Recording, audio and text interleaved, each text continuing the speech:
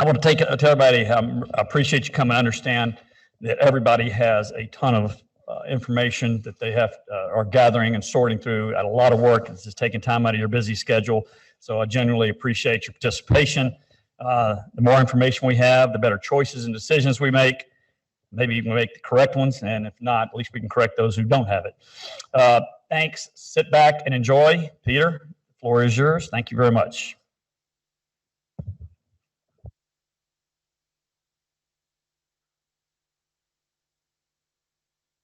Good afternoon, everyone. It has been, well, there's been a lot of crazy going on the last couple of years. And I got to say, this is kind of, can you hear me?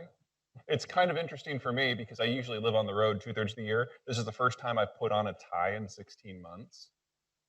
And I have like slept for 6 months in a row. It's fantastic. So part of me is a little nervous about getting back to the normal world. But then I was working on the book and I realized we're never going back. And that's not a COVID thing, that's a world thing. Now, the thing to understand about where we are right now, how we got here. COVID's a bit of the story, but only the most recent bit, and honestly, one of the least significant bits. In the world before World War II, everything was imperial. You had a series of sequestered, militarized systems. You only traded within your own network, and you shot at people who tried to do the same. It was a fight for everything. That eventually brought us World War II, which destroyed everything that we understood. And at the end of that war, the Americans drew our allies together and we said, you know, instead of doing this shoot 'em up style of international diplomacy, we're going to try something different. You're not allowed to have navies anymore. Our Navy, the only one that survived the war, is going to patrol the global oceans for everyone. We will protect your countries. We will allow you to send any civilian shipping anywhere in the world to interface with any market and any partner in any way, participate in any supply chain, export any good. In exchange, we want one thing. You are going to line up to fight the Soviets with us. Not behind us, not shoulder to shoulder with us, in front of us. We bribed up an alliance, and it worked. But the Cold War ended 30 years ago. And we've been backing away from that system ever since. And the guns for butter trade that we made back in 1945 arguably is no longer relevant. But let's assume for the moment that as Americans, this is something we want to preserve. Let's assume that for a second. What do we need? Well, we need three things. First, we need a bipartisan political system that agrees that the costs of maintaining a global network are worth the benefits. Now, I would argue that that evaporated long before Trump, even before Obama. But I think in the aftermath of January 6th, I think it's safe to say that we're not even really capable of having a political conversation right now. But let's assume for the moment that Biden is the guy. I think a lot of people have doubts about that, but let's just assume it for the moment. How long do you think it will take President Biden to get us all on the same page and to lead us back out in the world? It's like a 3-month thing? A 3-year thing? More time than he has? No, this is a generational transformation that needs to happen before we engage the world again. It can't happen this year or next year or probably this decade. So that's one. Number two, you need an economy that justifies that involvement. We've never had that, and that's by design. The United States is the least involved economy in the world as a percent of GDP, because if we were engaged, we would just be another empire and it wouldn't be a bribe. We pay people to be on our side, not the other way around. And then third, you would need a global military footprint to keep the peace. That's gone. This is total number of troops stationed abroad since World War II. It's been trending down for some time.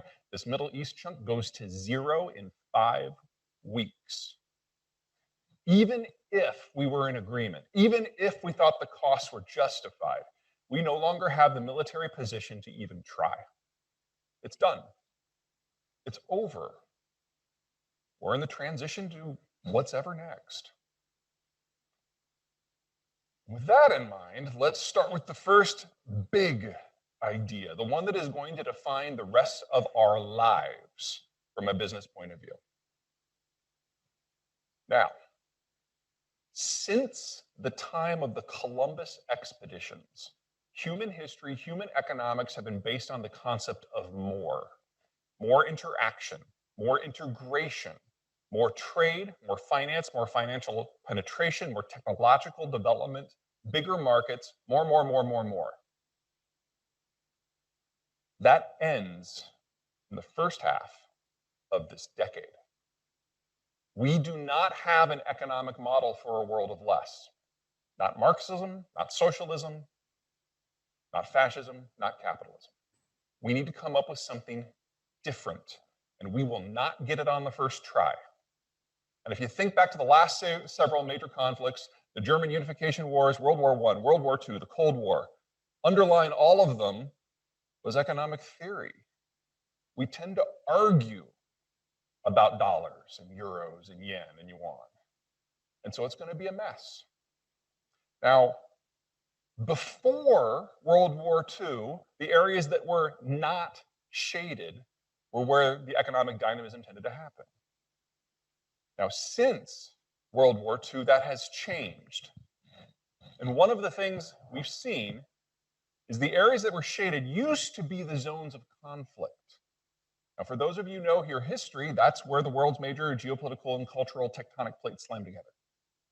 And for those of you who know your economic history, you recognize that these are the zones since 1945 that have seen the greatest economic activity because the Americans forced everyone to be on the same side, and they were able to grow without conflict. It's base effect growth, but if you remove the Americans from the equation, it all breaks down. So we're looking at the pie getting smaller, at the same time the pie fractures. Now, I mentioned that we're entering a world of less, and to understand that, you need to understand demography. Now, this is Mexico. This is what we call a standard demographic profile. Children at the bottom, young adults, mature adults, retirees at the top. Mortality tends to build it into a pyramid. Whenever you have a bulge in your pyramid below roughly age 40, about raising kids and buying cars and homes and going to college, that spending is what drives the modern system. And in most of the world, somewhere between 40 and 75% of all GDP comes from this sort of consumption-led activity. This is a partner. We like this. Young Mexicans are not very high on the value-added scale, so they do things that we're not good at and vice versa. Integration for trade is fantastic. It's the most complementary economic partnership on the planet, and all those young people buy a lot of American products. So Mexico became our largest trading partner in calendar year 2019. 2020 data is a mess because of COVID. They're going to take that position back in 21 formally and probably never give it up in our lives. Partner. Not a partner. This is Korea. 50 years ago, they had a baby bust. They're running out of people. Now, the people they do have here at the top, this big bulge, people late 40s to early 60s, folks that literally have decades of expertise in their chosen field. Very productive, very high value added, going head to head with the American worker. But they have no consumption, so they have to export it. We will never have a trade surplus with a country that looks like this. Consumption-led, export-led. There's also an immigration angle. So here's Mexico zoomed up. Check this out. At roughly age 25, it drops off. You guys remember what happened 25 years ago in Mexico? They fully implemented NAFTA. Economic growth happened. People moved from the farms into the cities, from having kids running around doing farm labor, to all of a sudden being crammed into urban apartments. Birth rate dropped. Net migration from Mexico has now been negative for 11 years. It'll probably never turn positive again. So Mexico is facing something kind of like the Korea problem, but on a 30 to 45-year delay. Here's India. Teeming India, now the most populous country in the world, right? Same thing. It's happening everywhere. It's even happening in Central America. So we're a little obsessed these days with Central American migrant caravans crossing the border. Not for much longer. There aren't going to be many more people to worry about. So, from roughly 1985 to roughly 2015, we were kind of in the perfect moment. Demographics were all in balance. we had a mix of export-led systems like Korea today, consumption-led systems like Mexico today, and with the United States holding up the ceiling and ultimately the Cold War ending, everyone could trade with everyone else, and we saw the greatest expansions in trade, GDP, and personal incomes in the history of our species on a global scale. That's a long time. That's our entire professional lives. But it's the most abnormal period in human history. Now this is some of the major players back in 2000. But 20 years later, we are all 20 years older, and the moment has passed. The export-led systems are aging into mass retirement.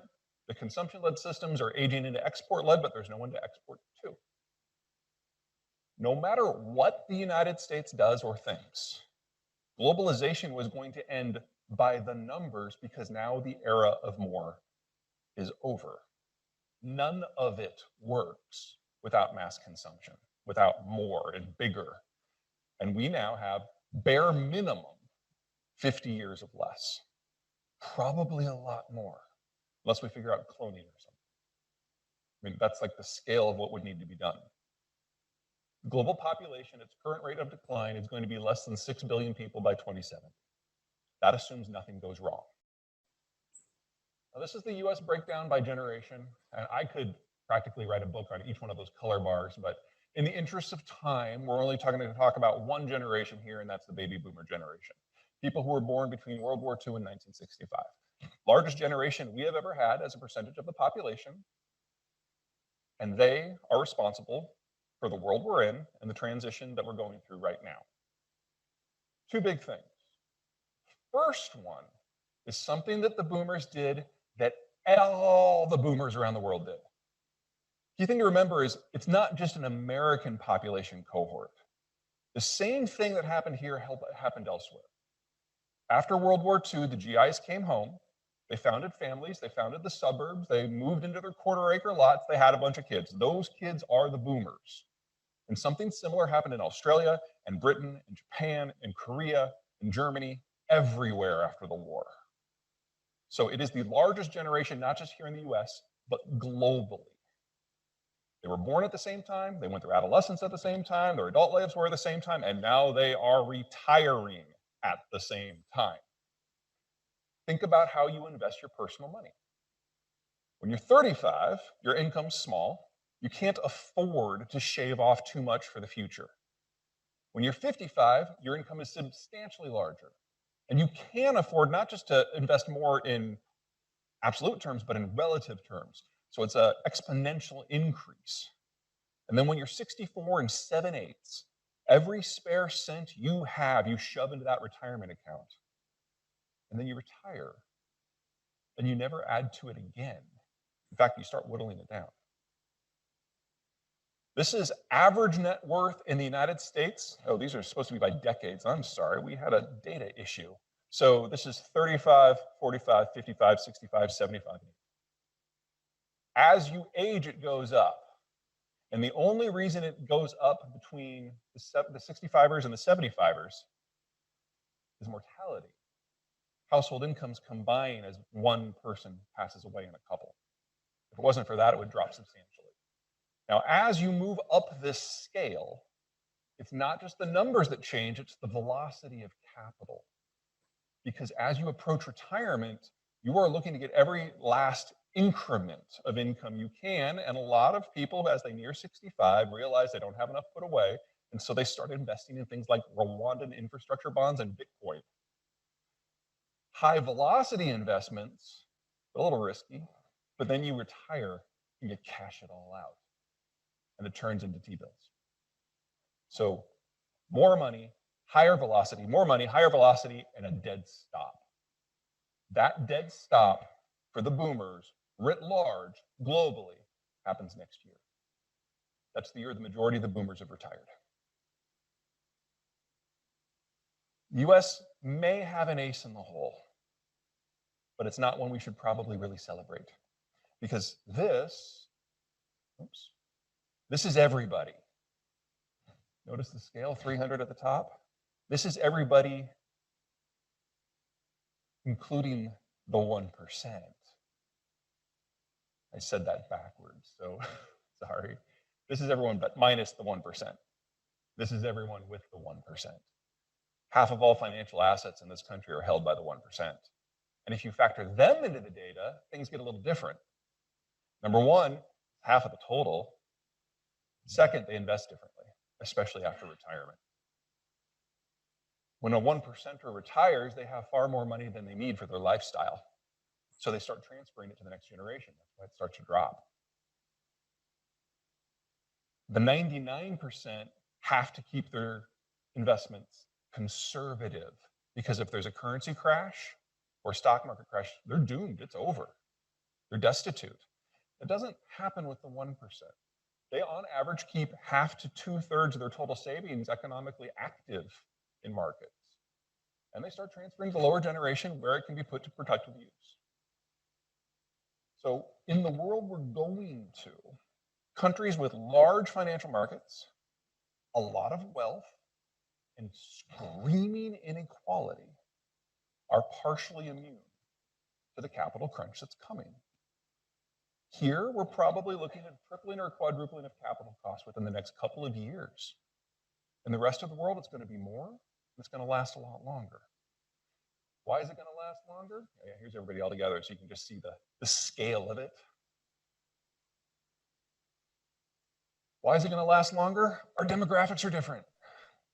Japan, China, Europe, they're past terminal. There is no recovery. It's just a question of how fast it all burns down. But American boomers did one thing different from everybody else around the world. They had kids. And the millennials are consumers today. And in 10 years, when they enter their 50s, they will be investors. So we've got 10 years of lean. With everybody else, it gets worse every single year for the rest of our lives. So that's the first big idea. Those of you who are financial advisors, there's lots of implications for you. Some are good, some are awful. Any questions before we launch into the Chinese?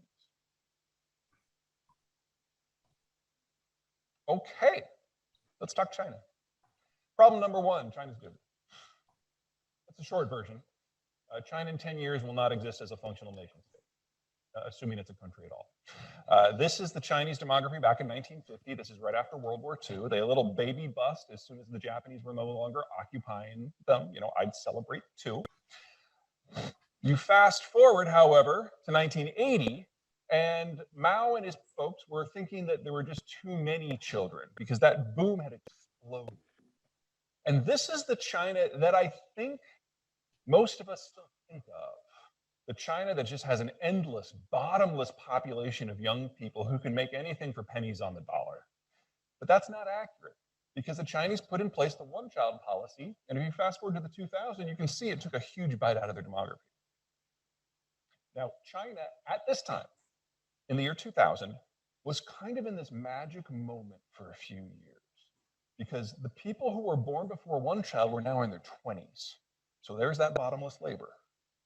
They didn't have very many kids, which meant that all the money that they normally would have been spending on diapers and homes, they could spend on pizzas and convertibles.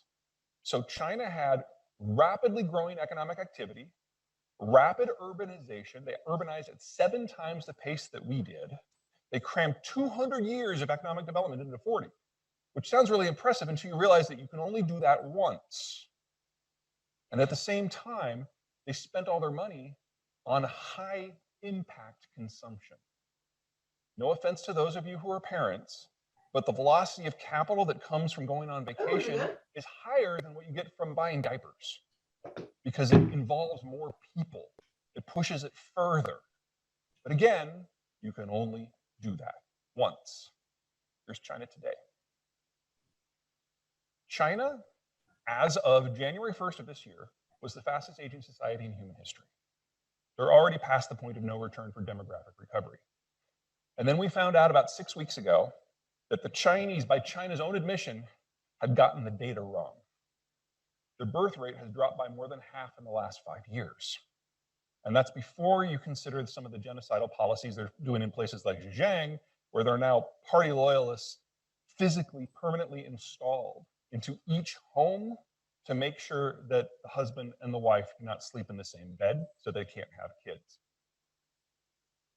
In Zhejiang, the birth rates dropped by like 3/4 in just 2 years. We don't have a full counting of the data because it's Chinese data, but every aspect of it looks horrific by any definition. And this is now the best case scenario, because if you fast forward just to 2030, China in less than 15 years is going to have a greater proportion of retirees than any country in the world, including Japan. They're done. We're just watching them die at this point.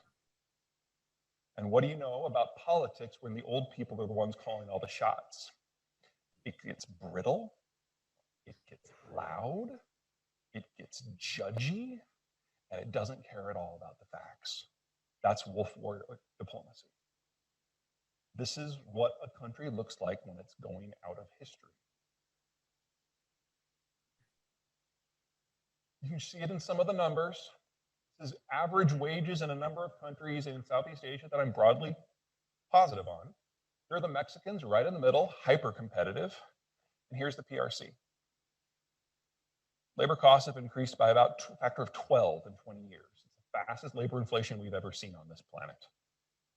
China is no longer the cost or the low cost producer, and they haven't moved up the value added scale to become the high cost producer. 12-fold increase in labor, but their labor scale has probably only roughly doubled their productivity in 20 years. Their peak was probably around 2004 to 2006. Since then, they've been getting less efficient. And now we're in a situation where their labor pool will shrink substantially every year until the end. The strategic picture is much worse.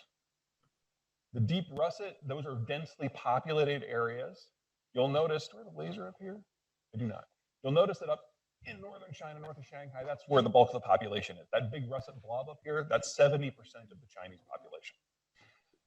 Look at how they interact with the world. Their only way to push out to the ocean is to go between Japan and Taiwan. Does all their talk of reunification make a little bit more sense now? China's not a consumption-led system. They have to export, they have to access the wider world. And to do that, they have to sail between the two countries that are most pathologically opposed to them. The only way that China has ever been able to interact economically with the wider world is under the American-led globalized order, because we put everybody in this part of the world on the same side. All the Americans have to do, if the goal really is to destroy China, is go home. Geography will take care of the rest. The lights will probably go out first. The green bars over here are where the oil comes from. The red bars over here are where the oil goes to. They're a convenient 6,000 miles apart. So for China to import oil, 80% of its oil needs, it has to sail by Vietnam, who hates them, by Indonesia and Malaysia, who hate them, by Singapore, which has an aircraft carrier berth designed for American and Japanese carriers, by India, who really hates them, and then it can get to the Persian Gulf and it can have all kinds of fun in the Middle East, just like we did. Remember, the Chinese have one aircraft carrier. It's a clone of a Soviet carrier that was designed in the 60s. That's it. Now, the Shandong, their carrier, we have 10 that are the same size. And in addition to our 10 carrying twice as many fighter craft, they also have 3,000 Marines on board. So 10 to 1. And those aren't what we call carriers. Those are what we call our amphibious assault units. We then have super carriers, 12 of them, that have 7 times the combat capability of the Shandong. So in just aircraft carriers, you're talking here like a 40 to 1 ratio. And we don't have to sail by any enemies to go wherever we want in the world. We're blue water capable. They are not. In fact, the Shandong is such a piece of crap that it cannot sail more than 500 miles from shore, and it needs fighter cover from the ground onshore in order to survive in any sort of conflict. There's no contest here. The Japanese, by the way, can probably outshoot them on the deep blue sea by about a factor of 25 to 1. Well, it's not just us. Let's talk trade. Now, the guy on the left, this is Robert Lighthizer. Under Donald Trump, he was our trade representative. It was his job to initiate, negotiate, and enforce every trade deal on the books. And he has a reputation, which I think he would be proud of being a complete hard ass. He doesn't negotiate. He gets political cover from his boss. That's the only way he takes the job. He did this under Reagan, too. He lays out the American position, and it's a take it or leave it. And it was this attitude that got the trade deals with Korea and Japan and Mexico and Canada. He started deals with the United Kingdom, but when he laid out the deals for the US, the UK, they went paler than normal and went home because the entire Brexit program has not worked out the way that they thought it was going to. They'll be back, but he wasn't able to finish that one up. His replacement is this woman. This is Catherine Tai, and she has never participated in international negotiation at all, nor led a negotiation even in the United States. So from the point of view of initiating and negotiating trade deals, she's widely unqualified for the job. But that tells me everything I need to know about the Biden team's trade policy. There isn't one. It's not a priority. Mexico and Canada are two of our top 3 trading partners. Japan's number 4, Korea's number 6. The hard work's done. Her job is enforcement, and for that, she's freaking perfect. She's a trade lawyer. She sues countries that violate US trade law, whether it's internationalized or not. She's suing Mexico and Canada right now because Mexico and Canada thought that now that Trump was gone, they can kind of go back on what they were forced into. She's like, oh, no. And so we've got these fun things going on in trade policy with Tai because, she's a Democrat. So environmental and labor regulations, female rights, all that, it's being folded into trade policy for the first time. And she's already sued China 7 times this year. It's getting kind of interesting. She's applying these new values retroactively to the phase 1 trade deal. That's fun. And there's a few things going on supporting this kind of echelon approach to trade.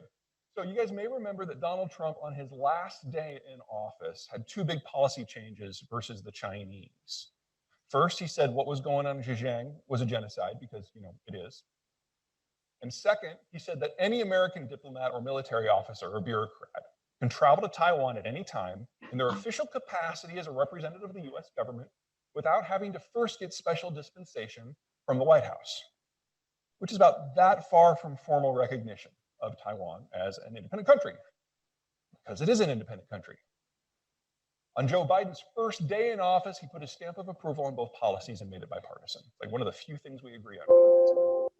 In his first week on the job, he sent 2 aircraft carrier battle groups, one of the big ones and one of the ones with the Marines in it, to go practice amphibious assaults in the South China Sea. That was fun. They did it within sight of some of the Chinese military facilities. Within sight, that's like 4 miles. Catherine Tai, her family, they're from Taiwan. The Chinese perceive this as a full court press against their interests, and they're not wrong. Donald Trump had America first. Joe Biden has Buy American. They're not that different. One of the fun things about Donald Trump is he'd come up with his policy on China. He'd bring in the bureaucrats who would be responsible for implementing it. He'd lay out what he wanted to do, and then when they were on their way out the door, he'd fire them. Joe Biden does the same thing, but at the end, he gives them a raise. So basically what we're getting is the rhetoric of Donald Trump actually operationalized into trade policy now. So whether you love Trump or hate Trump, he did break the bubble around globalization and trade, and Biden's just ramming it home. Different stationery, same policy. And it's going to get really fun real soon. There's any number of reasons that the relationship is in bad shape right now, but the debate within the White House right now is what level of boycott are we going to do in February for the Beijing Games? If we have a boycott, a full boycott, like a Soviet-style boycott, and the athletes don't go, the Chinese will feel that they have no choice but to react. Because you know, the American corporate sponsors in that environment have to pull their sponsorship. So, you know, Nike, Airbnb, United, the big guys. If they do that, Beijing will confiscate every asset they have in the mainland. And any American company that is still operating in the mainland will then be targeted by their competitors as sponsors of the genocide games. An easy PR play. And that's the end of the relationship. I mean, that could very well happen this year. The European Parliament today voted almost unanimously to support a full boycott. Fun times.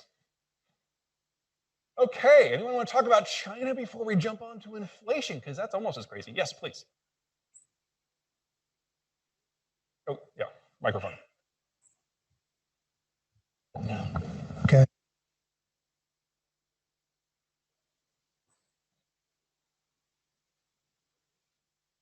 There you go. I'll get it figured out. Given the demographics in China and what's going to happen over the next, say, 10 years, at what point does that have implications for the Chinese financial markets and it become a potential short opportunity in terms of the decline in their equity markets?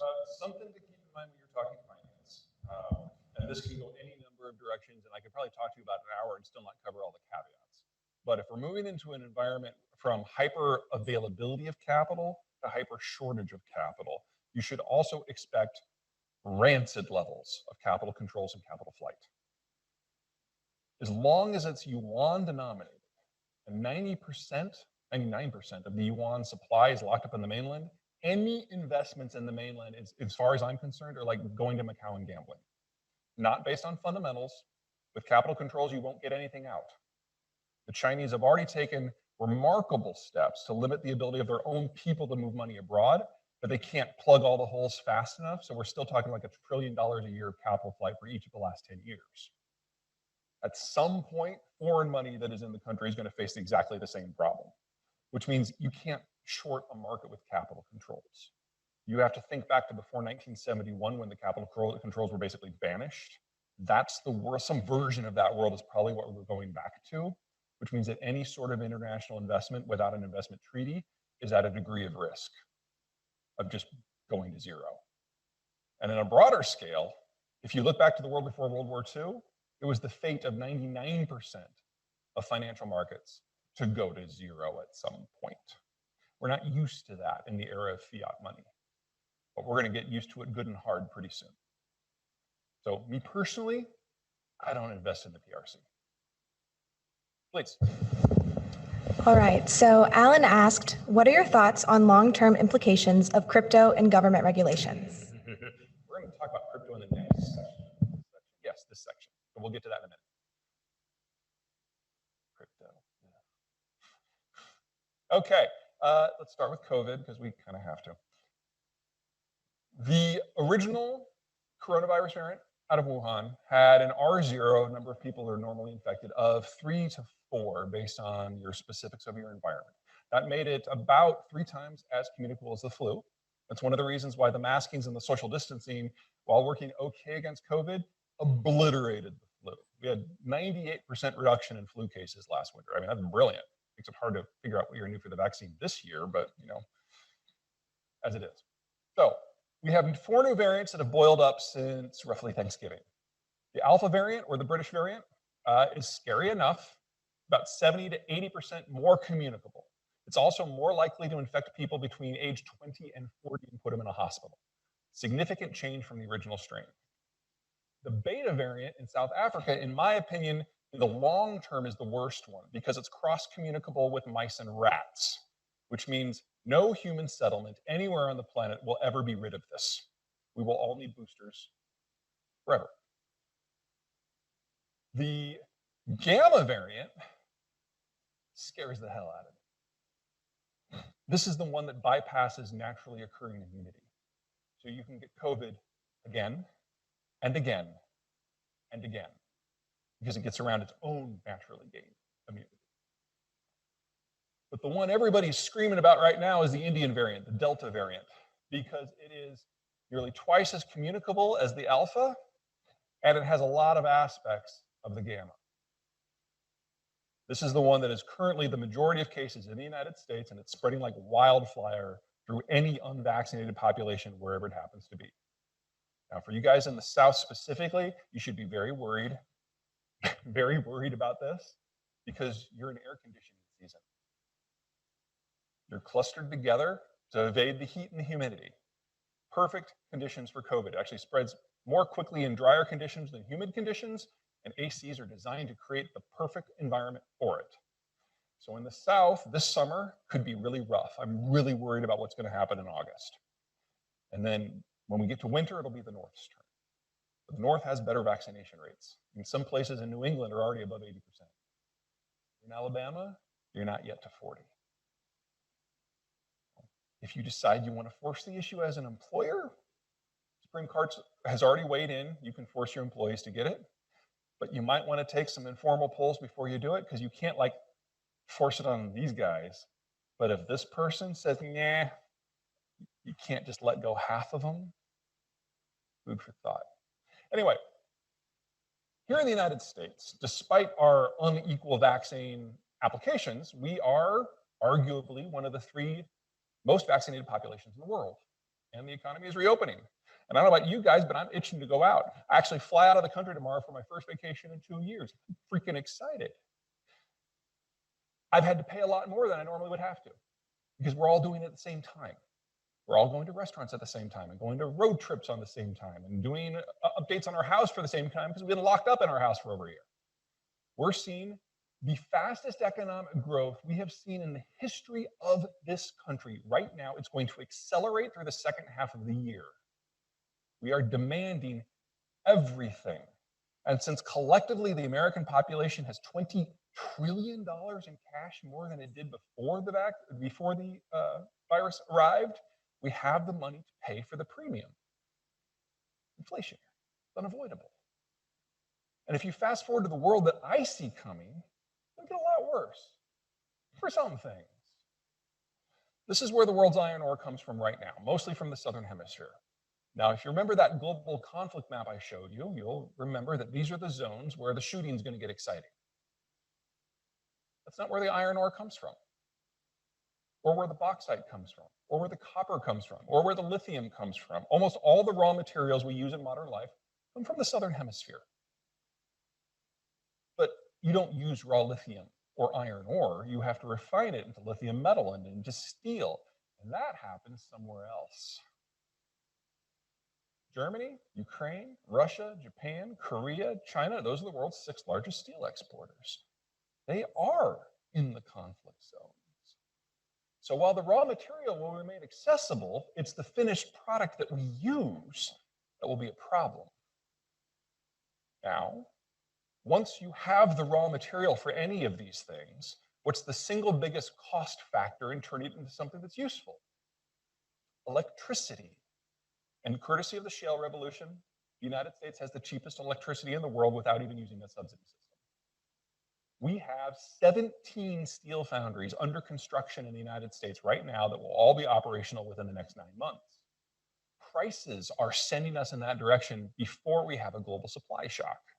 One of the ironic, great things about coronavirus is it exposed to a lot of companies at various levels of the supply chain where their vulnerabilities were.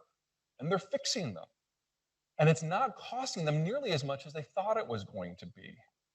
Between the American workforce, the American educational system, the proximity of Mexico, a recession in Canada, and the shale revolution, production costs for any manufactured product are cheaper in North America than they are in East Asia.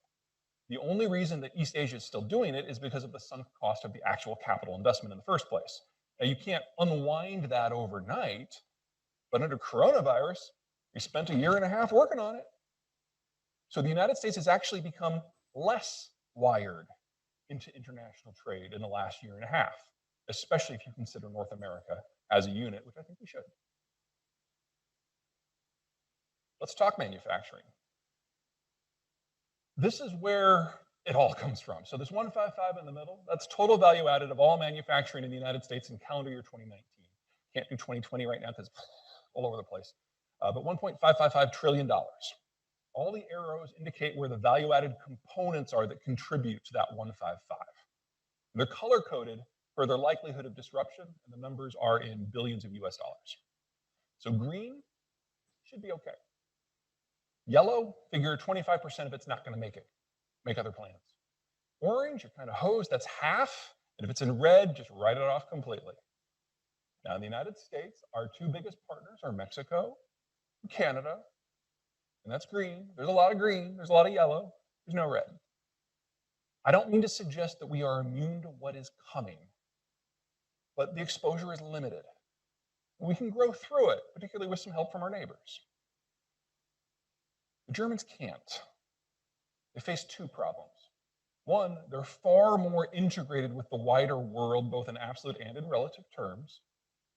And two, because their demographics are terminal, because Europe's demographics are terminal, they need access to the wider world, not just to get the value-added components in, but to get the finished product out. This model does not work at all. And some German companies have seen the writing on the wall. There's a reason that the biggest Volkswagen plant in the world is in Mexico. They're trying to relocate as much of their value-added production to the Western Hemisphere as they can, while they can. And if the Germans are in trouble, well, then the Chinese are utterly screwed. Nothing that is value-added is made in China. Half of the value-added capacity for plastics and cement happens outside of the country. It's over 90% for telecoms equipment, electronics, and computers. They're the king of the low end. They're the emperor of assembly. And that's not unimportant, but that is really easy to relocate somewhere else. And so it is being. It's just the question is where. Vietnam's picking up some, India's picking up some, Mexico is having the time of its life. And a lot of it's coming here too. Now, when you do assembly in China, you do assembly in the United States, it looks different. We're more likely to automate, but there's still a lot of weird crossovers in a lot of these sectors. So like take computing, for example. There's a lot of computing assembly that requires fingers and eyes. And American fingers and eyes are just too finicky and too expensive. You can't automate that. Mexico's great at that. So we've got this weird mix in the market where the really high-end assembly and computing is going to Mexico, but the mid-end stuff that can be automated, yeah, we'll do that. It's kind of weird, but yeah, it works. Let's talk about a few sectors real quick. The 6 sectors that are relocating most quickly. The first one is wiring. And that's not something that we have done in this country since the 60s. Now, what normally happens with wiring is you get the raw ore, you smelt it into metal, you get an ingot, you send the ingot somewhere where it's melted down and pulled into wire. That wire as a spool, like this, is then sent to a final manufacturing location where it's unspooled, mixed with other wires, built into wiring harnesses, and then put into the vehicle or the computer or whatever. So here in this country, it's only that last step that we do as part of terminal manufacturing, the final step. But the United States is now getting back into primary metals in a big way. Why ship the intermediate pieces away? So as steel plants are coming back, as copper plants are coming back, we're even starting to fiddle with aluminum a little bit. We're going to see more of that middle step coming back. Again, it'll look different. It won't be done by hand as much. But this entire sector is likely to be North American centric moving forward because it's where the metal comes from, and it's where the finished product comes from. Textiles is a weird one. With automation, we can now create thread, turn it into yarn, weave it into cloth, cut it into sections, sew it into clothes, cheaper here than Bangladeshis can do it by hand. All it takes is the industrial investment, which is not that expensive. So any place in the United States that makes synthetic fiber, Gulf Coast, any place in the United States that has cotton, Carolinas, Deep South, can move into this space and basically take over the entire global industry. Other fun fact, a lot of this sector is really shattered.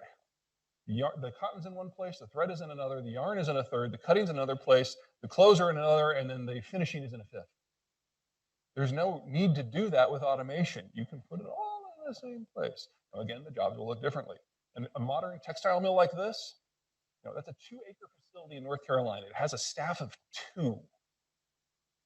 This is not 1,000 people at a loom anymore. These are software engineers.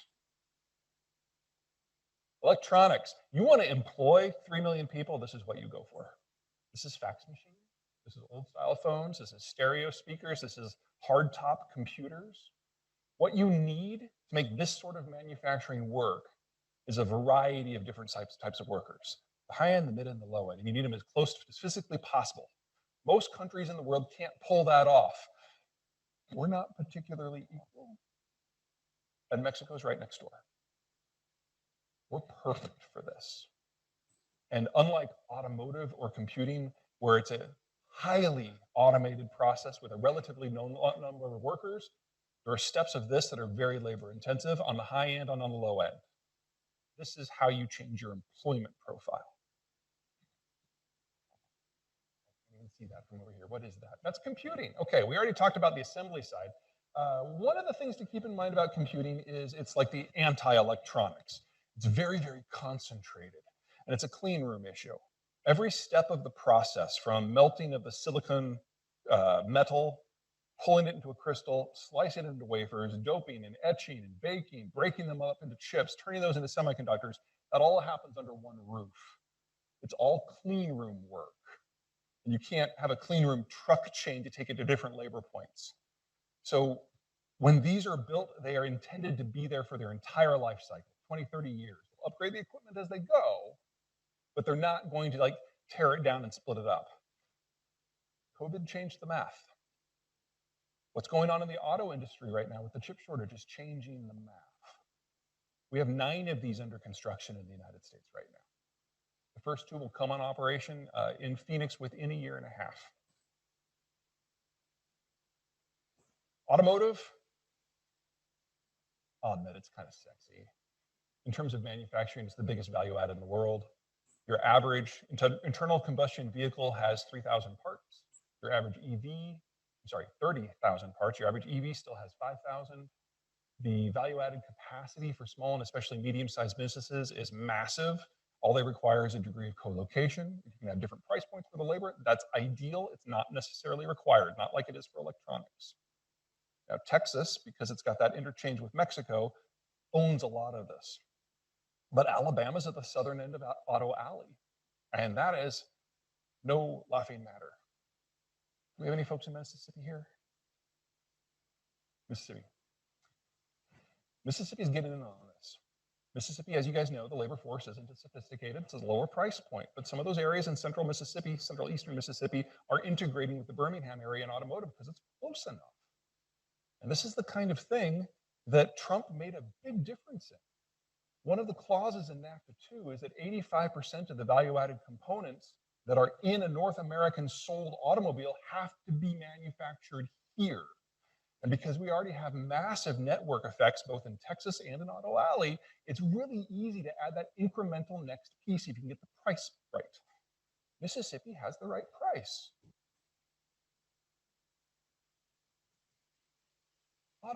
Heavy machinery is kind of like automotive in that there's a lot of pieces that go into it. It tends to be a differentiated supply chain. But because not everyone needs a steamroller, it's not as spread out. Now, when the United States allowed when the United States allowed China to join the World Trade Organization in the year 2000, this entire sector, whether it was for farm equipment, manufacturing equipment, construction equipment, or mining equipment, the whole thing moved over to China. So if we do have a split in relations, I hope you have the heavy equipment that you need, because it's going to be 2 or 3 years before that can retool. And there aren't as many places in American automotive that can handle heavy machinery because it's not what they were designed for. You need to be able to move around really big chunks of metal. Houston can do that, but they can't do that and continue to excel at automotive at the same time. They need more industrial plant. So if you are in the need for a heavy truck or a combine, you might want to speed up that purchase, because this, while it is being retooled and it is coming back, one of the Trump's things, 80% has to be done here. It's not moving as quickly because not everybody needs one until they do. We also have the greatest internal migration going on in this country's history, or at least since World War II. Now, this is not a population density map. This is an urban expansion map. So any city in green can physically expand in any direction without restriction. You move into blue, they're blocked in one or two directions. By the time you get down to red, they physically cannot expand at all. So for example, Dallas-Fort Worth can just sprawl like a lesion across northern Texas, whereas San Francisco is completely blocked in by ocean and mountain. If you're in red, the only way to expand and add people is to move up. If you're in green, you can go out, and going out costs 1/10 as much on the whole. So blue and green can expand, orange and red can't. That explains housing values for the most part. A lot of other things going on. First of all, baby boomers don't want to shovel snow when they retire. They move where it's warmer. Millennials want to raise kids and not in an efficiency apartment in the Castro. They're moving where there's more room and where it's cheaper, where they can have an actual house. Suburbs are great. Third, because of COVID, no one wants to be on the subway. The cities with circles are dependent upon mass transit. We used to think that of as a plus. Right now, not so much. That means that we have a lot of citizen mobility that is moving to the Mountain West, the Southwest, and the South. Roughly half of our urban centers are losing people and half of them are gaining people. Isn't that wash? But if you guys remember what happened after the financial crisis, we stopped building homes for 3 years. We entered COVID with fewer free residences than at any time in our history. We're down to 800,000 nationwide. It's gone down since then. Because we had 3 months at the beginning of COVID where no one built anything. So we have half the population in some degree of motion concentrated on half of the metro regions. At the same time, we have housing shortages on a national basis. I live just outside of Denver, and in my neighborhood, property prices have doubled since COVID started. Same things happened in Austin, where I moved from. Wish I would have hung onto that house for a couple years. All right, let's talk cash. One of the fun things about life in the current, here's my water, in the current era is that we're making it up as we go. So when people criticize the Federal Reserve, I'm like, come on, cut them a break. We've never been at something like this before. So a bit of a backstory. If you go back to the dawn of time, every successful currency was based on an asset, usually gold, sometimes silver, combination of the two, copper, whatever it happened to be. So you'd have your currency, it would be backed up by some sort of physical currency, or physical asset, either in the form of a coin or in a safe somewhere. That's what those of us with a British or a German ancestry, which is going to be most of you, think of as normal and good and solid. And this whole fiat era, we're a little queasy about. But there's one thing that all of those successful currencies had in common. They failed, every single one of them.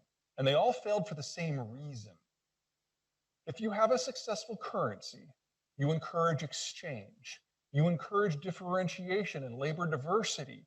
You encourage economic growth and trade. You encourage people to use your currency as a store of value.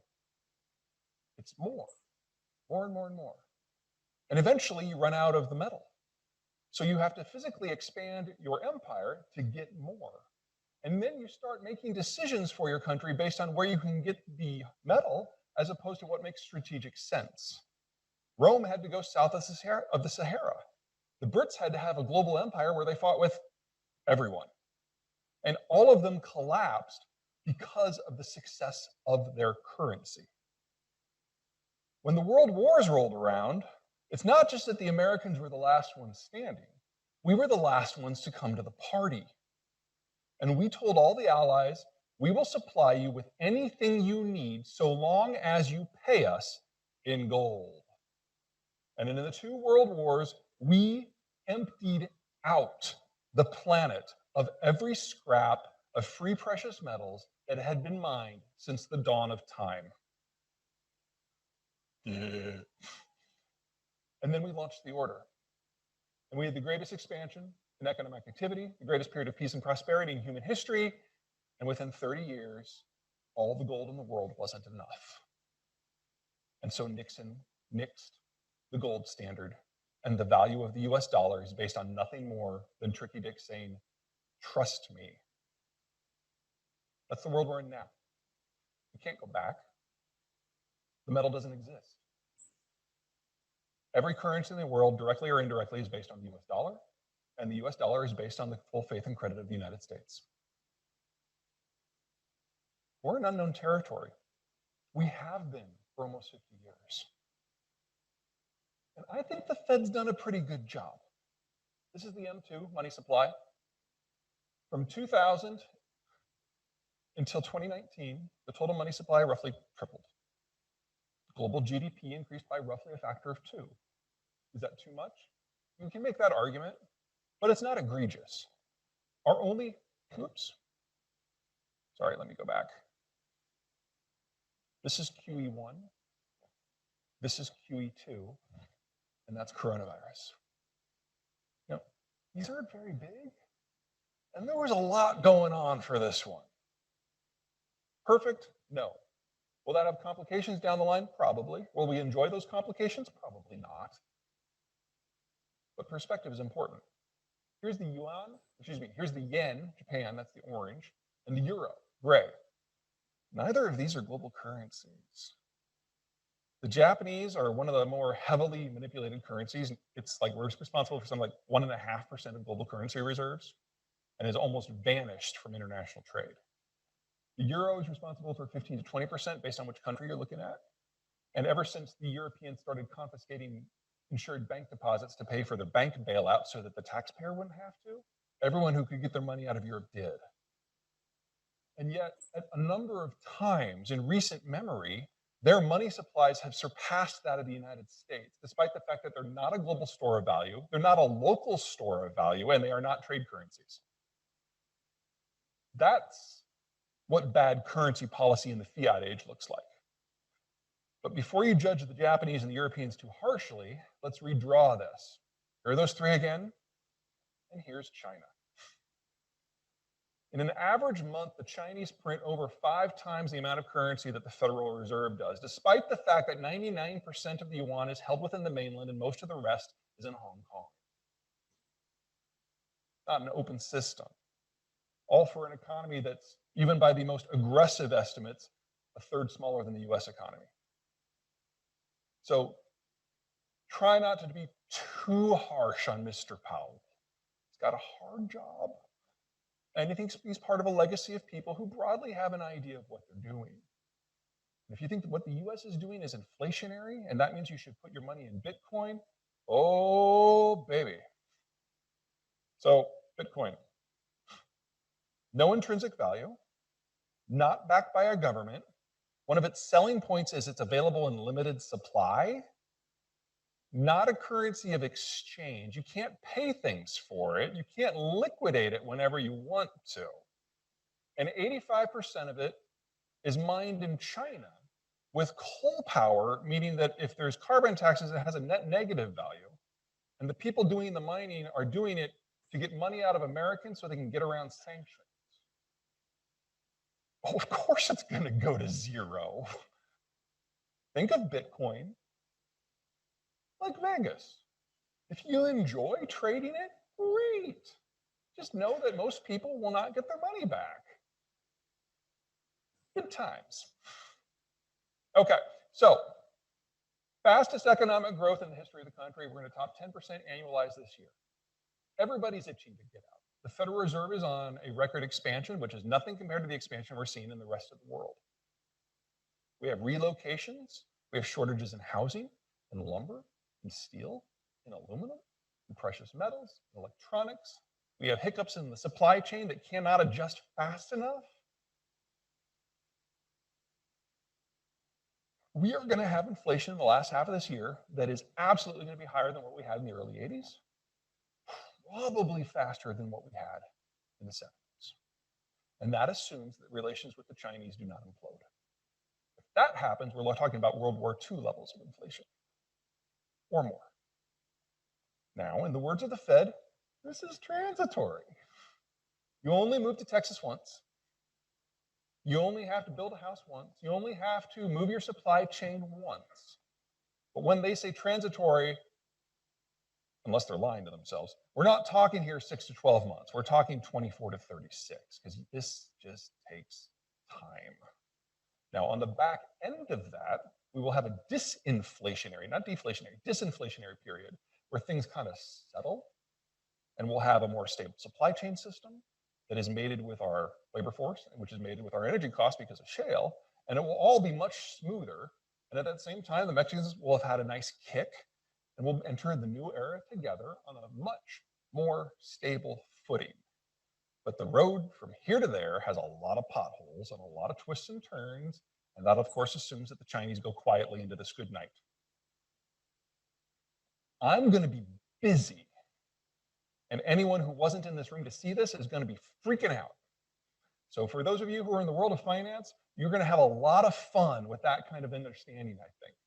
Because the panic in the markets as this all breaks down, as capital costs shoot up and everything moves around, you now at least have a bit of a roadmap. But I don't speak to really big groups. So have fun. Okay, anything on inflation before we talk politics? Please. So Shelley asked, given the assessment of the Chinese Navy, how do you feel about the recent computer-modeled war games wherein the United States military said China won and it was really fast? Yes, okay. So what the Chinese military does is they don't count on their Navy in the traditional sense. So the US Navy is designed for long-range power projection and to keep the sea lanes open. That's not what the Chinese have done. They realize that they can't go head-to-head with the American Navy. So what they've done is a twofold thing. Number one, large number of land-based assets that launch short to medium-range missiles by the dozens, cruise missiles primarily. And then second, they have those same missiles on naval platforms, so they sail them a few hundred miles from shore and then send them out. The idea behind that war game is that the guidance from the president has not changed from what it was originally laid down in 1987. And that is the US is the sole naval power, and the Navy has the right to prance wherever it wants at any time in any volume. So every one of these war games, say the US Navy gets its ass handed to them, they're basically within sight of the Chinese mainland, which is idiotic in an actual conflict. If it does come to a war with Beijing, and I don't think it will, we'll just send a few destroyers into the Indian Ocean and interrupt their supply line for oil, and the whole country will collapse within 2 months. The Navy knows this, but that doesn't get you funding. So we have these war games where they get annihilated, and then all of a sudden, oh, it's a new carrier. That's basically the story. Now, there's a complication in there, and that is completely down to American diplomatic strategy, which is, let's just say, in flux. So the US can destroy China easily. But what about Japan, Korea, Taiwan, Philippines, you know, the countries that we historically have aligned ourselves with during the Cold War and the years since? If we care about them, maybe we should do a little bit more. But I think the American population has just decided that they're done for now. And these countries are on their own. Now, in a straight one-on-one war, I have no doubt that the Japanese can wipe the floor with the Chinese on the deep blue sea. The problem is that Japan is not in the deep blue sea. It's just off the coast within range of all of those missiles. So if it does come to a fight between Japan and China direct, the Japanese are going to bleed a lot, but the Chinese will be gone. Because if you start launching scores of cruise missiles into population centers, because unlike the United States, unlike China, Japanese population centers are in very small footprints. They're military facilities and economic facilities and physical infrastructure and densely populated condos all in the same spot. They don't have a lot of flat land. And so if you're going to go after the military, you basically have to take out the cities. And that means you're killing millions of people. China will never recover from that diplomatically, globally. And Japan would feel 100% justified in striking back however they felt. And I don't know if you guys have met a lot of Japanese in your life. They're wicked smart. And they could probably develop a deliverable nuke in about 4.5 hours.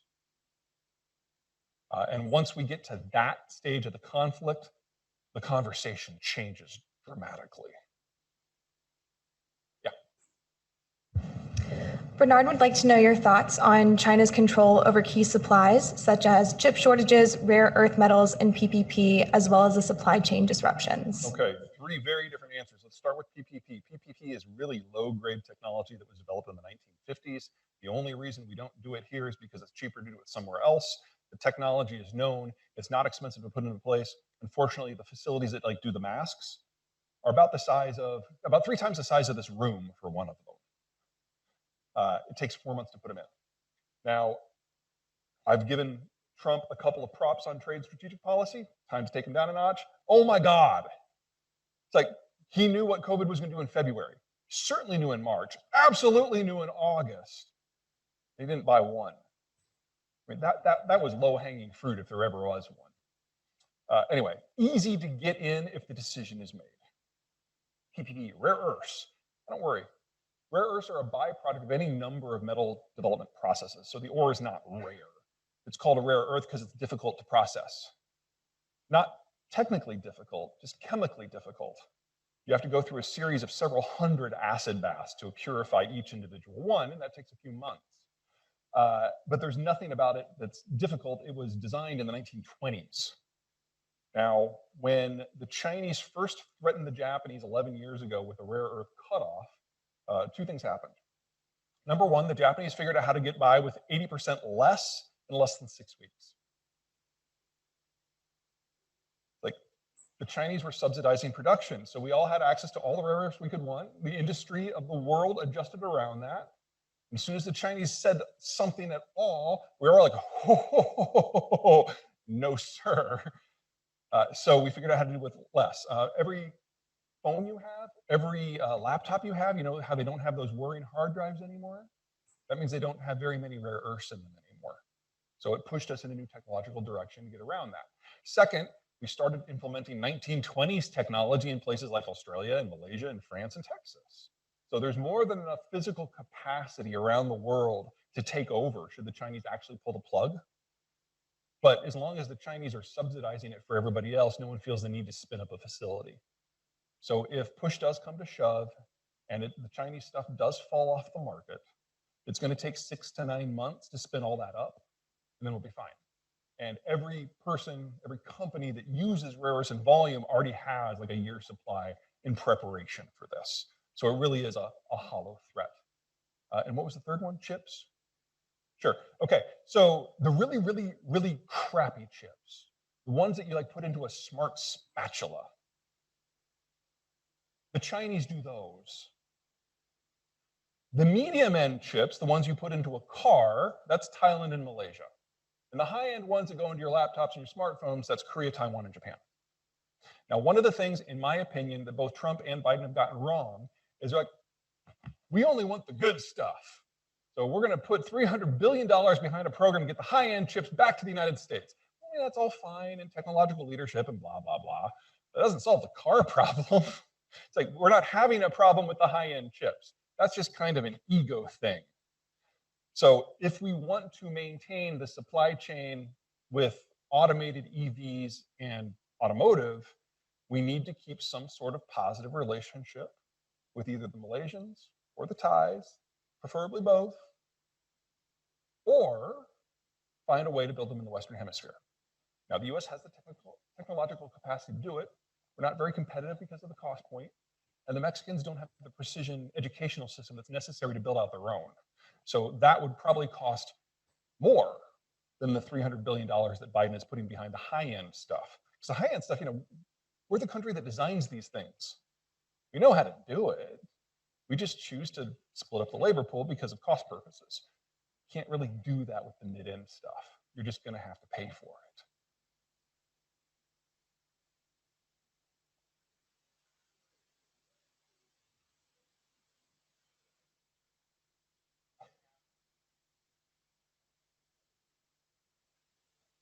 Russia and China. I said, I'm curious, what is the relationship between Russia and China? Because you talk about China's Navy, but then I think Russia has a fairly substantial Navy. And so, okay, well, it's good to know.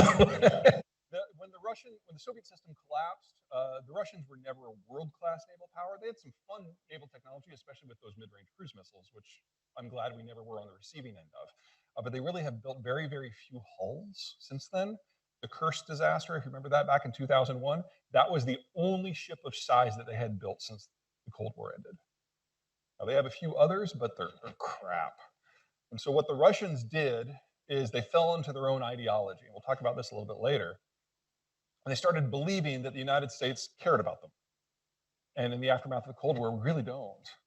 So they cause problems for us wherever we can. We're always like, you know, we're in Iran. Why are you here? We're in Bolivia. Why are you here? Well, to that end, they started sharing technology with the Chinese. And the Chinese did, they always do. They buy the floor model, they reverse engineer it, and anything they can do themselves, they do. And then the Russians lose their tech edge. So there's very little that the Russians can do anymore technologically that the Chinese can't match. And what few bits are left, they're still selling. So it's kind of a starvation diet. Now, the Russians and the Chinese do have one thing in common. That neither of them really like us very much. And as long as the United States is involved in the world, they will be on the same side, broadly speaking, diplomatically speaking, against us. But if the US steps back, they hate each other so much. The Russians in the past have conquered like the northeastern quarter of the country. They fought a brief war back in the 60s, which led to this, Soviet split.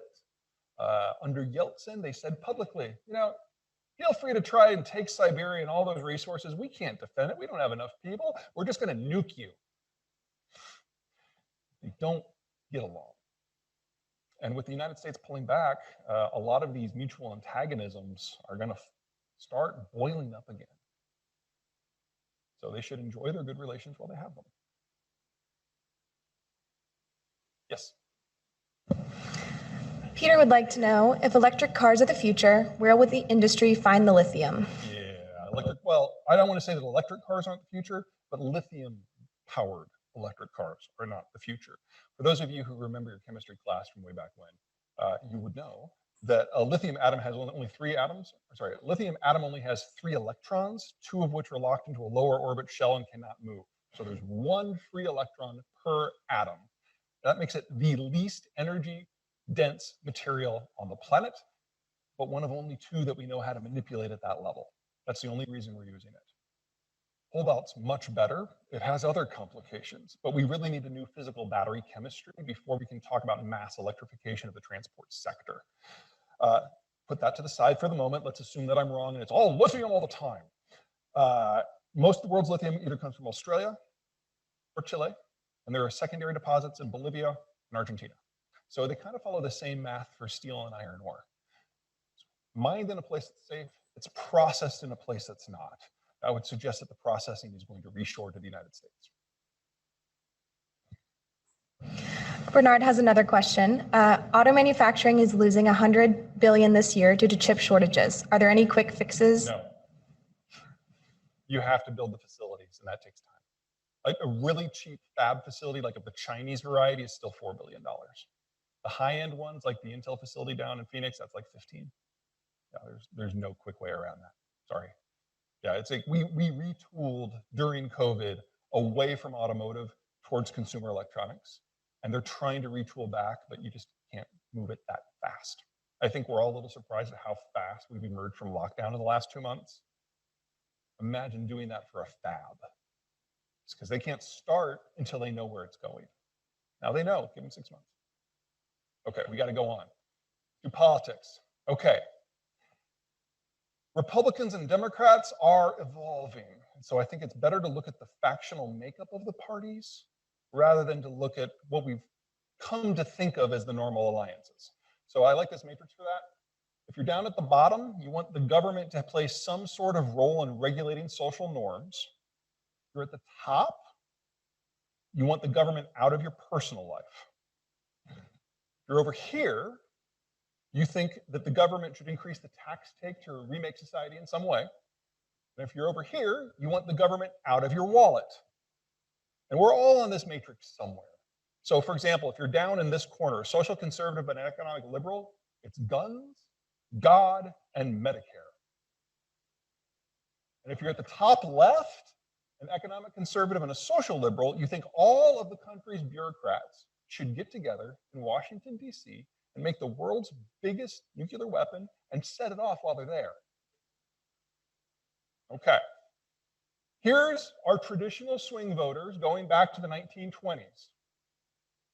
Here is what we've come to think of as the Democratic coalition. Here are the Republicans. Here's everyone together. The single biggest impact that Donald Trump had on the American political spectrum is he elevated one faction that had almost vanished from American politics, the populace of the right. And based on whose numbers you're using, he brought 10 to 20 million voters in who had not participated in the last 4 or 5 presidential elections. Mobilized all of them. And to think that they're just simply going to vanish now that he's not president, I think is silly. Because they are now the single largest voting bloc, not in the Republican coalition, in the country. And they've had a taste of power, and they are not going back. But for everyone that Donald Trump brought in, he drove others away. The national security community found his foreign policies horrific. The fiscal conservatives looked at his first budget, were terrified, and then cried themselves to sleep in the corner after the second, the third, and the fourth one. The business community had a falling out with him over COVID. He wouldn't take any of their advice, and by the time we got to like May, he's like, I'm done, I don't care. And any federal action on the virus basically stopped. He drove them out of the party. He campaigned against them. But he also brought in some other factions. The unions liked the anti-free trade position. The Catholics had a split, with about a third of them going more secular and 2/3 almost becoming evangelical. And the Hispanics, people forget the Hispanics are among the most socially conservative groups in the United States. And 3rd and 4th generation Hispanics define themselves as white, and they are the most anti-immigration group on the entire American political spectrum. They love the idea of the wall. They became Republicans. Today, this is what the Republican coalition looks like. It is custom made for the culture war, but it can't read a map and it can't do math. The adults in the room, as we've thought of them, are gone. Trump melon scooped them out of the party structures. He kicked them out of the White House. He campaigned against them in Congress, and he removed them from the Republican Party apparatus. They're gone. I don't want to say that they can't come back, but it's going to be a serious uphill slog.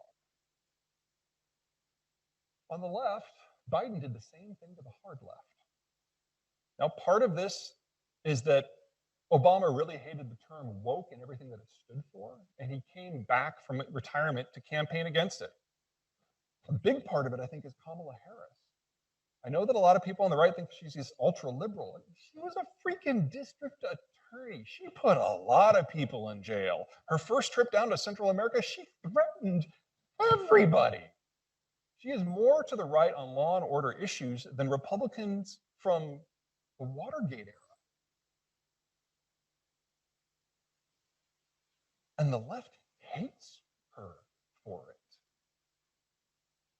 Now, what that means is that these people and that guy are more hated among the Democratic institutionalists than the Republicans are. They've been pushed out of the committees. They've been pushed out of decision-making within the party. They particularly loathe Bernie Sanders because he just keeps campaigning as a Democrat and muddling the water so they can't get a good candidate. But if you look at where the decisions are actually being made, it's a seismic shift from what the Democratic Party looked like 10 and 15 years ago. We're in a situation today where at Commerce, Transport, State, FTC, we have people with actual business experience, more business experience than the Trump cabinet. This isn't Obama 3.0, where the combined cabinet only had 5 years of private sector experience. This is a business-minded group. Left-leaning, of course. Are they redefining what the left means? Of course. So if you're opposed to their policies, that's fine. But don't think for a second that they're making this up as they go. They've actually trained for this for the last 12 years. The opposite is happening on the right. If you had told me 10 years ago that the Republican Party would have been unable to purge itself of not just vehement racists and accused sex traffickers and people who want to bring automatic weapons onto the floor of the Capitol, but to have a former president who's not just still politically active, but is actively campaigning against other Republicans rather than going after the Democrats, I would have laughed, because the Republicans were the party of adults. The adults are gone. Today's Republican Party, the last time I saw this internationally, was in Venezuela in the early 2000s, the Venezuelan Socialist Party specifically. When internecine warfare and the willingness to use state power and even state violence against their political foes, not just across the political spectrum, but within their own institution, ripped the country apart. Now, I don't think we're going down that road, but I think the Republican Party is. The Republican Party can no longer claim to be the party of morality, ethics, foreign policy, fiscal prudence, or rule of law. And the political faction in the United States that cares about rule of law the most is that one. Donald Trump and his allies are now campaigning against the business community and the military. That will reshape American politics for the next generation. Now, it's not done. It's not gelled.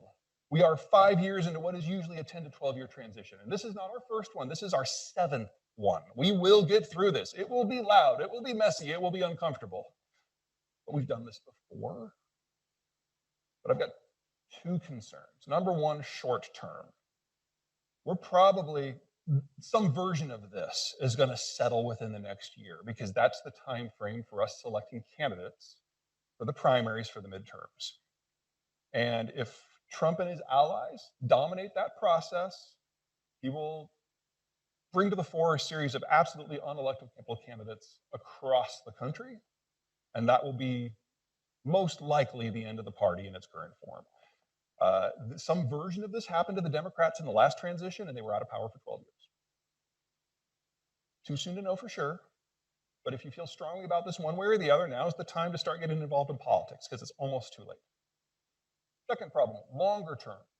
Like I said, this is the 7th time we've done something like this. On 3 of the 6 that came before, the people in the political middle became so disenchanted with the process that they just checked out. And they left it to the wackadoos on both sides to make all the decisions, and we got into wars on 3 of the 6. I'd rather not do that. Maybe that's just me. Although if we could do like a Spanish-American war, that was a lot of fun, so who knows?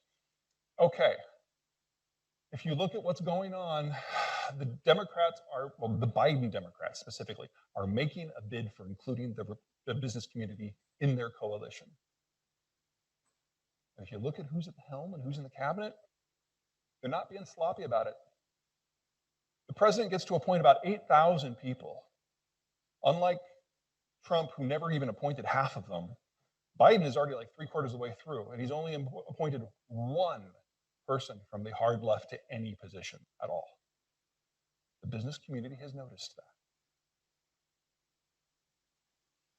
That, in theory, is the new Democratic Party. But again, it has not gelled yet. So love it or hate it, now's the time. All right. Dare we take questions on politics? How much time we got? 5 minutes. Holy crap. Okay. You guys want me to talk about Iran real quick? People get hopped up on Iran. Okay, we'll make it quick. Okay, this is Rassi. He's the new president. He just got his new job last month. He was railroaded in. Everybody else was basically told they couldn't run. This was the conservatives making a power play. Not a desperate one, not a stilted one. They have completely taken over. So any meaningful dissension that you thought there might have been within Iran society, which could allow for regime change, no. It's like that game is over for at least the next 20 years. Now, Rassi specifically is, well, he's not shy.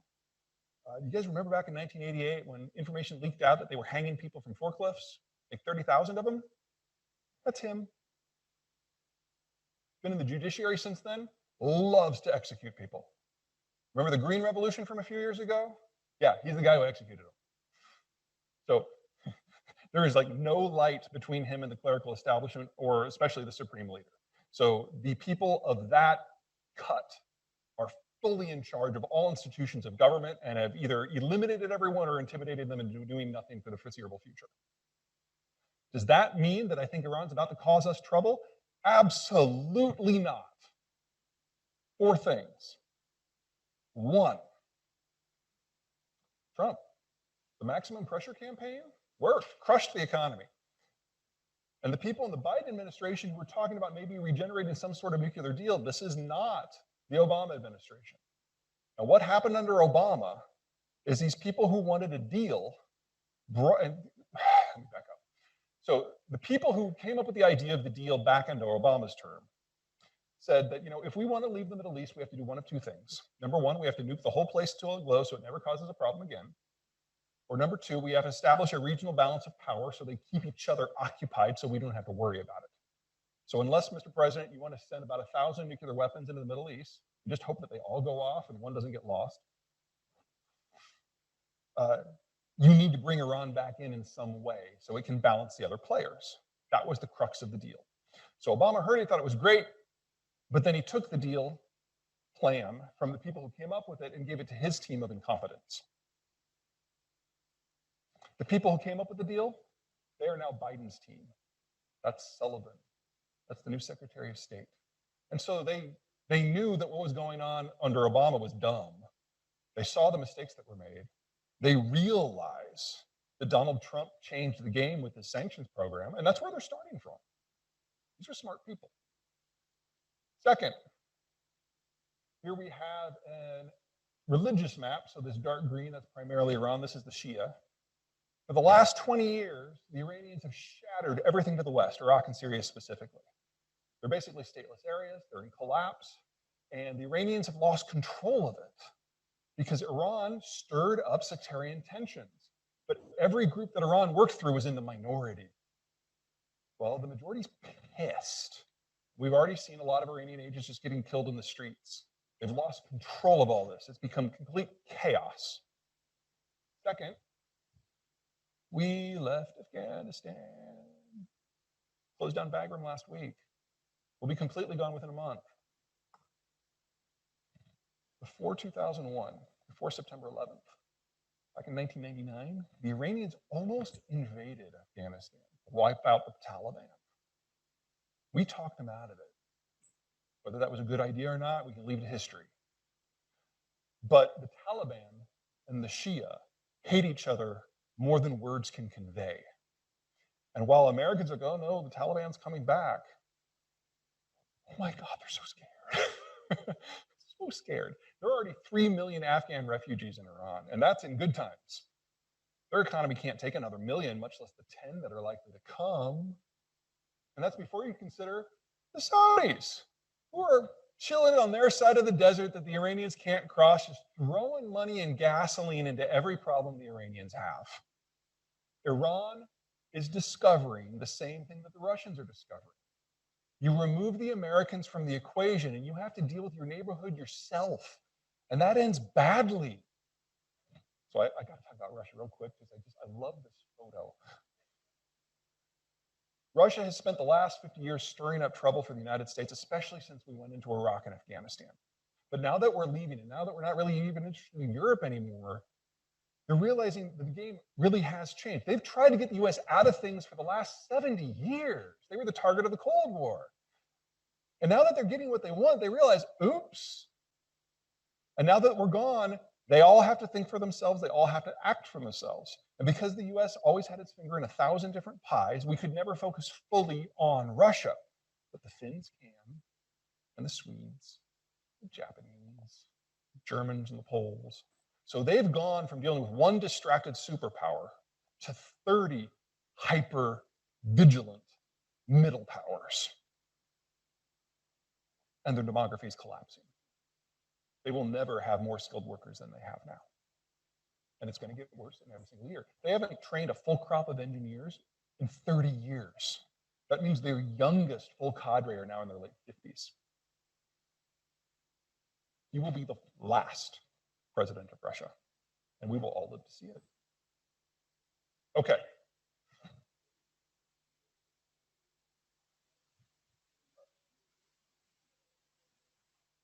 The Russian state hacking capacity is limited. Most of the hacking that comes out of the former Soviet Union is crime syndicates, and there's a very official truce between the state and the syndicates. So it's basically, as long as you don't go after Russian assets or do things against Russians in general, you can go wherever you want. When the Colonial Pipeline was hacked, he got very scared. This was taken the day that the Colonial Pipeline was hacked, because he realized that that was probably too far. The United States' unofficial security policy in cyberspace is, as long as nobody dies in the United States, we're probably not going to do anything. But the US has more offensive hacking capacity than the rest of the world combined. Like, have any of you ever met a former hacker? No? That's because the NSA recruits them from prison. They go to Washington, and they work for the NSA. They just hack people all day. So when Biden had his one-on-one with Putin, he did something that was very Russian. He said, you know, we just had this Colonial Pipeline hacked. It was awful. It shut down the East Coast for days. I mean, how would it feel if your pipelines that gathered fuel from your oil fields where you have no storage, what if they were hacked and they went down? You wouldn't have any place to put the oil. The pipelines would explode. Wouldn't that be awful? Now, I don't know who wrote that for Biden, because that's not his style. I'm hoping it was Jake Sullivan. He's the new NSA. He's like 12, total protege. But Putin's got some decent advisors, certainly better than Obama ever did, but, you know, high bar.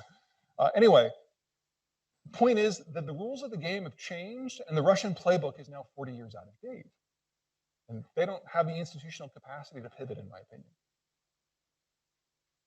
Yes?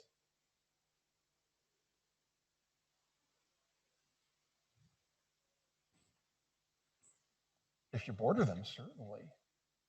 Different hemisphere. I'm not too worried. Both of these countries have far bigger fish to fry close to home, especially if the United States is not playing. The last thing you would want to do if the US was withdrawn and you're dying is throw a stick at us, because our sticks are bigger and they've got better range, and they are far more dependent upon the smooth flowing of commerce than we are. So we can easily interdict whatever we want anywhere, and they can't protect it. So don't bring us into the war unless you feel you have no choice.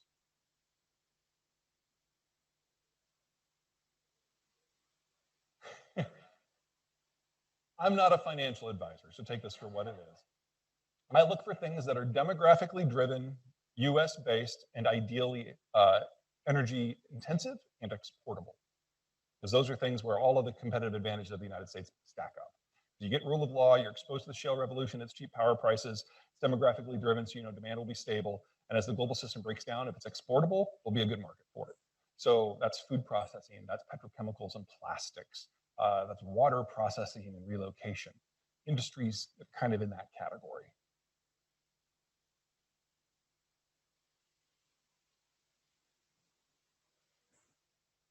How about what? I don't know what that is.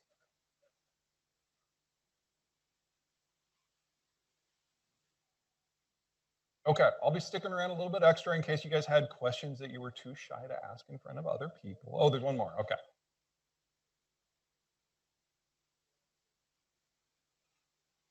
I'm a fiscal conservative, so I'm one of those people that's completely politically homeless right now. People who are fiscal conservatives have lost the last 9 presidential elections. We doubled the deficit under W, we doubled it again under Obama, and then we doubled it again under Trump. And if Biden keeps on his current track for just another 6 months, he'll double it again. So we're screwed. We being fiscal conservatives. But the long term, I gotta get him off of there, sorry. Like I'm being watched even when he's scary. Yeah, we don't need that. Okay. We've been the most conservative of all the major powers in terms of expanding the monetary base. We have the highest demand for our currency of any of the others. Even though our deficits have exploded, they're nothing compared to what's going on in China in the corporate world, or Japan in the government world, and Europe's only very shortly behind both of them on both. So in terms of the big players, it's just us. It used to be us and the Brits, but then they couldn't figure out what they wanted out of Brexit, and they printed currencies like 25% of GDP in like a year and a half before the financial crisis, during Brexit, and again under COVID. So it's just the dollar, that's it. And as long as that is the case, we've got three things going for us. Number one, our economy, our demography is aging most slowly of all the developed countries, and Mexico the most slowly of all the developing countries. We're together. So all these problems that everybody else has to wrestle with when it comes to economics, we have at least another 30 years. Got time. Which means, number two, we are going to be the primary destination for capital flight the world over now, much less when the world starts to crack. Foreigners like T-bills, the safest investment there is. So I don't think we're going to have a problem financing. Third, because relative to the other powers, our debt is relatively low, we can monetize a fair amount without risking anything. So let's assume we can continue with 2.5% to 3% growth for the next 20 years, which I think is reasonable, especially since we're going to like 12% this year. That's $800 billion. 3% of that, 3% of GDP is $800 billion. That's how much we can monetize without increasing our relative debt load. That's some pretty good elbow room. So I'm not too worried. Now, if we had stuck with Bill Clinton, or I phrased that wrong, if we had stuck with Bill Clinton's fiscal plans, the national debt would be zero, and we would have already saved up enough money to pay for the entirety of the baby boomer retirement. So there is an opportunity cost, and it is not small, but it's nothing compared to the risk that faces the rest of the world. Peter, thank you so much.